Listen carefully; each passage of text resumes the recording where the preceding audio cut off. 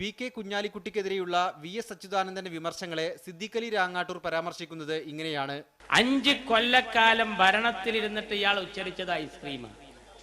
ഇപ്പൊ പ്രതിപക്ഷത്തിരുന്നിട്ട് ഇയാളെ പണി എന്താ? ഇതേ ഐസ്ക്രീം, വേറെ വർത്താനം തന്നെയില്ല.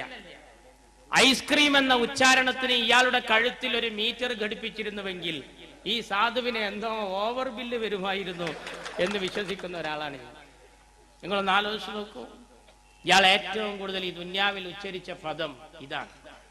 ഒരു അറസ്റ്റ് ജ്വരം, ജപ്പാൻ ജ്വരം എന്നൊക്കെ പറഞ്ഞമായിരുന്നു.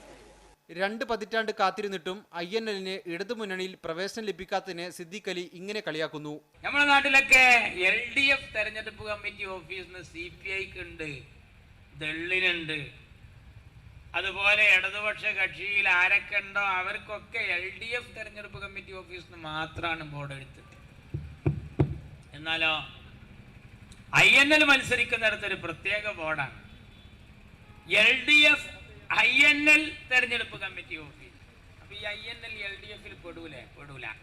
അതേതുപോലെ ബിരിയാണി സാധനങ്ങളും പിന്നെ അണ്ടിപ്പരിപ്പും ലഭിക്കുന്നതാണ്. UDF പ്രചരണ വേദികളിൽ ഏറെ തിരക്കുള്ള പ്രാസംഗികനായ സിദ്ദീഖ് അലി രാങ്ങാട്ടൂർ കുറ്റിപ്പുറം ഗ്രാമപഞ്ചായത്തിന്റെ വൈസ് പ്രസിഡന്റ് സ്ഥാനവും വഹിച്ചിട്ടുണ്ട്. മീഡിയ 1 കോഴിക്കോട്.